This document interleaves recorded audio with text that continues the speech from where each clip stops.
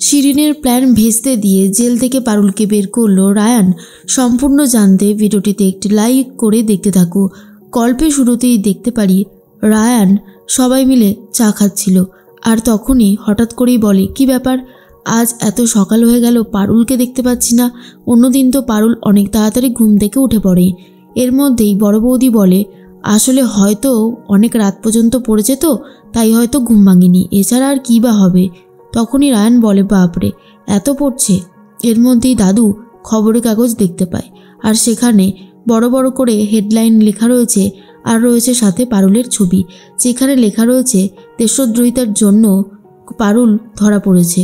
আর এটা দেখার পরে দাদু তো অবাক হয়ে যায় আর বলে, এটা কি করে সম্ভব, আমি তো নিজের চোখকে বিশ্বাস করতে পারছি না। এরপর তখনই সবাই মিলে খবরের কাগজটা দেখতে শুরু করে আর বলে, কি করে সম্ভব হলো এটা, আমার সাথে তো কাল রাতেই পারুলের কথা হলো, না না, আমার তো মাথায় কিছুই ঢুকছে না, কি করে পসিবল এটা। তখনই ঠাম্মি বলে, সত্যি তো, পারুল দিদিভাইয়ের এত বড় ক্ষতি হয়ে গেল। এর মধ্যেই রায়ান নিজের ফোনটা চেক করে, আর যেখানে লেখা ছিল, আমি আমার মায়ের খোঁজ পেয়েছি, আমি সেই অ্যাড্রেসেই যাচ্ছি, আমি তোর ঘরে গেছিলাম তোকে ডাকতে, কিন্তু কাকিমা আমাকে তোর ঘরে ঢুকতেই দিল না, কিন্তু মায়ের খবর তো জানতেই হবে, তাই আমি বেরিয়ে পড়লাম।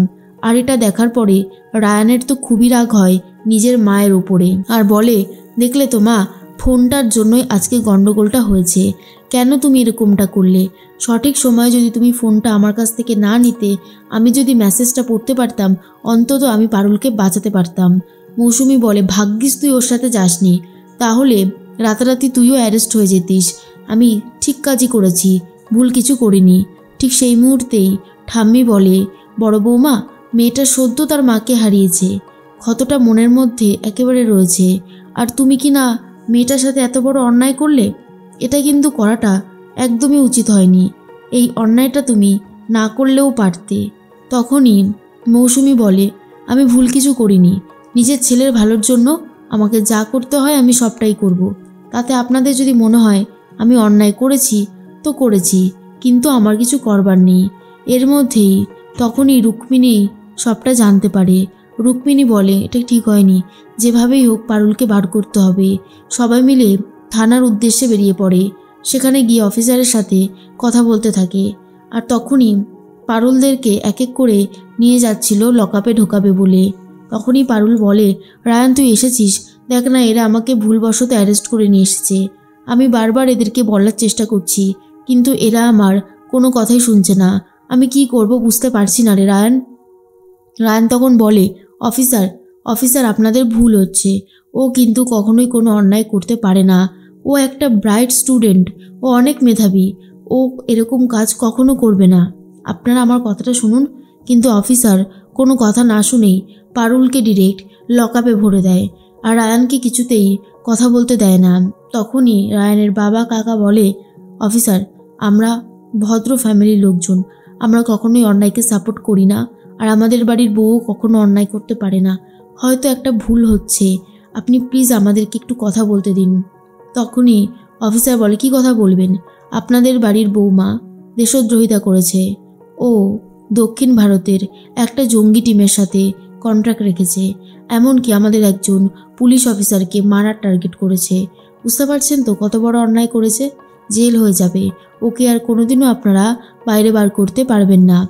রায়ান তখন বলে, আপনারা বললেই তো আর হলো না, ও কখনোই এত বড় অন্যায় করতে পারে না, ও আমার স্ত্রী, আমি ওকে খুব ভালোভাবে চিনি, ও কতটুকু কি করতে পারে আর কতটুকু কি করতে পারে না, আমি একবার ওর সাথে কথা বলতে চাই, প্লিজ অফিসার, একটা বার অন্তত কথা বলতে দিন। অফিসার তখন বলে, কেন, কিসের কথা বলবেন আপনি, দেখুন এখন কোনো কথা হবে না, ওনাকে আমরা এরপর কোর্টে তুলব, আর তারপরেই শাস্তি ঘোষণা হবে।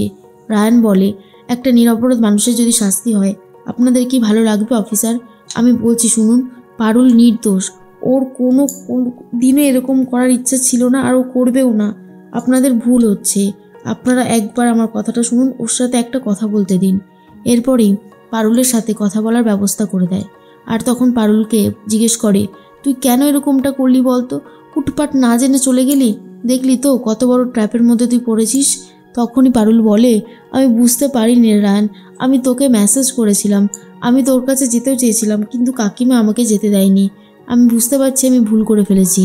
রায়ান বলে, চিন্তা করিস না, আমি দেখছি কিভাবে তোকে বাঁচানো যায়। কিন্তু অনেক বড় একটা ষড়যন্ত্রের শিকার হয়েছিস তুই। তখনই পারুল বলে, সেটা তো আমি খুব ভালো মতনই বুঝতে পেরেছি। কেউ বা কারা আছে যারা এই ষড়যন্ত্রের পিছনে রয়েছে। রায়ান, আমি কি কোনোদিনও জেল থেকে আর বেরোতে পারবো? রায়ান তখন বলে, চিন্তা করিস না, আমি তো আছি, দেখছি কিছু ব্যবস্থা করা যায় কি না। এর মধ্যেই রায়ান তো চলে গেছে বাড়িতে, আর সেখানে গিয়ে কথা বলতে থাকে সবার সাথে। তখনই রায়ানের বাবা বলে, আমি শহরের বড় বেস্ট লয়ারের কাছে গিয়েছিলাম, কিন্তু কেউই এই কেসটা নিতে চাইছে না। বলছে এই কেসটা অনেকটা জটিল। রায়ান তখন বলে, তাহলে কি হবে পারুলের? পারুল কি ছাড়া পাবে না আর কোনোদিনও? তখনই মৌসুমি বলে, বেশ হয়েছে, ও আমার সাথে লড়তে এসেছিল না, এইবার ওর উচিত শিক্ষা হয়েছে। রায়ান তো খুব রেগে যায় নিজের মায়ের উপরে, আর বলে, তুমি যদি ফোনটা আমার কাছ থেকে কেড়ে না নিতে, তাহলে আজকে এই দিনটা দেখতে হতো না। সবটার জন্য তুমি দায়ী। মৌসুমি বলে, আমি কি করলাম এইবার? আমি তো কিছু করিনি। রুক্মিণী বলে, তুমিই করেছো মা। আমি জানি শাশুড়ি আর বৌমার সম্পর্ক খুব একটা ভালো হয় না, কিন্তু তুমি যেভাবে পারুলের পেছনে পড়েছো, তাতে পারুলের সর্বনাশ করেই তুমি ছাড়লে। আমার সাথেও গোপালের মায়ের সম্পর্কটা কিন্তু খুব একটা ভালো না, তাই বলে উনি আমার ক্ষতি করার জন্য উঠে পড়ে লাগেনি। পারুল তো সদ্য মাকে হারিয়েছে, তারপরেও তুমি ওকে কোথায় বুকে টেনে নেবে তা না, তুমি শেষ পর্যন্ত ওকে জেলে ভরে দিলে। মৌসুমিকে সবাই মিলে কথা শোনাতে থাকে। তখন দাদু বলে, বড় বৌমাকে আমি আর কিছু বলতে চাই না, সে বলার ঊর্ধ্বে চলে গেছে, কিন্তু এখন কি করতে হবে সেটাই হচ্ছে দেখার।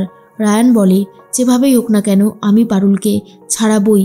এদিকে শিরিন আর সিঞ্জিনি দুজনেই কথা বলতে থাকে। সিঞ্জিনি মানে শিরিনের মম। আসলে এই প্ল্যানটা করেছে শিরিনের মম সিঞ্জিনি। সিঞ্জিনি ইচ্ছে করে কয়েকজন লোককে টাকা খাইয়ে এই ব্যবস্থাটা করেছিল। সে এমনভাবে লোককে টাকা খাইয়েছে যে কিনা পারুলকে একটা চিঠি দেয় যেখানে দক্ষিণ ভারতীয় ভাষাতে লেখা ছিল, আর সে ইচ্ছে করেই এমন একটা উপায় করে যে পারুলের ফোনে ক্লোন করে নিজের ফোনে একটা মেসেজ পাঠিয়ে দেয়, আর পারুলকে পুরোপুরি বুঝিয়ে দেয় সে যেন দেশদ্রোহিতাই করেছে, কিন্তু পারুল নিজের ফোন থেকে কোনো মেসেজ বা ফোন করেইনি, কিন্তু পারুল ফেসে গেছে। এরপর রায়ান আবারও পারুলের সাথে দেখা করতে যায়। পারুল জিজ্ঞেস করে কিছু ব্যবস্থা হলো কিনা। রায়ান বলে, চিন্তা করিস না, আমি চেষ্টা করছি, কিন্তু কেসটা সত্যি অনেক বেশি জটিল। জানি না এই সব কিছুর পিছনে কে রয়েছে। আসলেই রয়েছে শিরিন আর সিঞ্জিনি।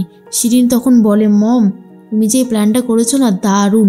এইবার পারুল আর জেল থেকে বেরোতে পারবে না, একবারে টাইট হয়ে গেছে।